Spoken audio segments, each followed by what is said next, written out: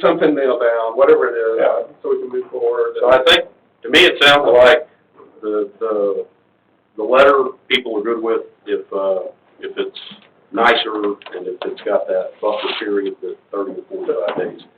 The CO, it sounds like to me that we're all good with it. The majority's good with at the generation to generation, if there can be verification that the person that in the second generation is with it. Marvin's discretion. Okay, but we're going to have to put a time period on it, so I think we have to define. Yeah, Marvin needs some direction about the time. They live there for. What is it for state? 30 days, or it's been a year. You know, I mean, that's a big difference, I think. Yeah, just whatever it is for state residency. What was it? They're already putting a number out there that could be used. Yeah. 30, 60 days or. Yeah, no, see, to me, that's way too short. A year at least, I would agree. A year, I think a year. I think a year at least. Okay. To live there for a year? Yeah. But they lived there a year, then they.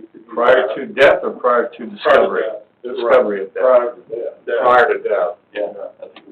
And then, so we can affirm this, if they can't prove that through documentation, then they're not afforded that exception. Correct. Queen. And the death certificate would be what we want. Yeah. And I would get it certified. Not a will. No, Oh, not a will. well. And they usually have those within a week to 10 days. Funeral home provided. You just show it, Actually- right? They don't have to, we don't have to. They're taking longer these days. $300. Their certificates are taking 2 to 3 weeks. Maybe even Well, and I would even, I mean, the death certificate can still get into what Dan was talking about, and you can have access to a death certificate and not actually have any right to be messing with that account. So to me, I would encourage. The will's only if you're gonna change your thing into your name, that, we need that, just to show that you are the heir to that house, so you do have it. But to me, I don't think we asked for a will. I think have 3 wills. I think we need more direct, Right. more direct, direction with legal as far as whether it's just an affidavit, whether it's a power of attorney, what documentation that they're comfortable with, because to me, asking for a will is just not, it's further than we need to go. I don't think there's anybody. But at the same time, if you ask for a death certificate, That's, that can open it up a little bit, because you can have a death certificate and not have the right to. you've got a date, you got a person's name, Right. you got a lot of stuff. But on the death certificate, does it say that it's, You're not gonna say who's got the right. responsible, does it say? No. No, It just says no, it doesn't do person that, it sets a date on the person's passing, That's what I mean. and it gives who this person is.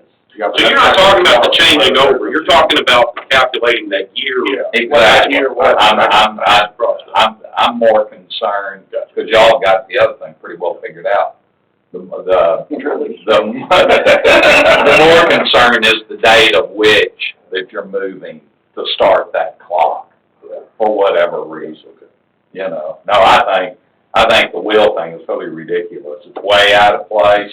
Put staff on that's ridiculous, because we may or we may not have correct staff. We don't know the way that they handle the public. And it's very easy to say something at that time when people have had their loss. It's very easy to say the wrong thing. I also want to state real quick that it needs to just be that you show them a death certificate, not give them one, because they're $300 a piece. Oh, yeah. They're what? They're $300 a piece. Death certificate? Greenwood is. Well, they're ripping you off. Okay. Somebody would. Yeah, they're ripping you off. There was an X number that were, if you went over it, that's what it was. Yeah. Like, I don't remember. When we did it, you got like 10 or 15. Right. Well, So, They provide a death certificate And proof of ownership. Yeah. Yeah, I'm not sure about. Well, would that be the Tarrant County appraisal certificate when they go pay their taxes and change it over at there? Would that work? They could be paying it for the, Well, no, but when they go to them and say, hey, this person's deceased and I'm changing the property over into my name, would that suffice from Tarrant County? Well, what Tarrant County would have to have then is you'd have to have letters of testamentary showing that you are that particular person. You know. Yeah, that's probate. But that's not the probate. So to me, I think to change it to the spouse, right, it makes sense that, I think to change it, you need the death certificate. Right? Yeah, for the Okay. spouses. But I think, so the spouse is okay, so then if it's the child, I don't know that they need to show anything else, because what if we put the wrong person on it? I mean, it's gonna get fixed later, right? I mean, I don't think they can show anything else at that moment. Yeah, that doesn't give them ownership of the property, so.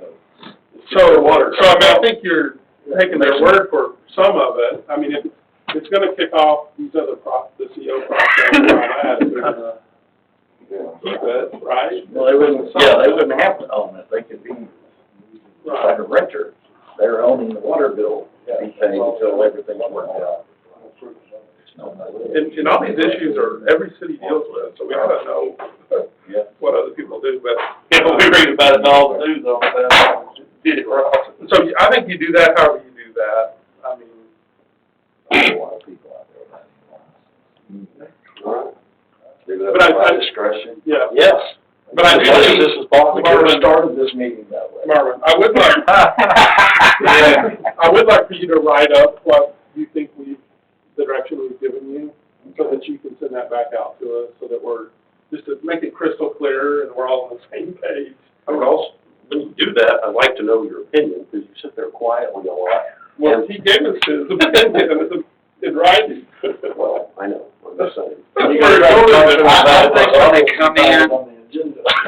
and they wanna change something on their account, and that's when they realize so-and-so's passed away, and I'm gonna need to do that, having a little letter that outlines what you should do, not soft touch. Yeah. I'm good with that. An informative letter just seems like a. And then, Like a handout, a handbook. yeah, just something to hand them then. Then it's saying, 90 days or so. Yeah. We don't get any compliance, then we send this letter, and can give them up to 180 days. Sounds great. That's, I think, where we could have saved us an hour. The Consensus consensus is very very, compassionate, I think it is, I mean, it's The only thing I would push back on is, you said if they come and you give it to them, and that's good.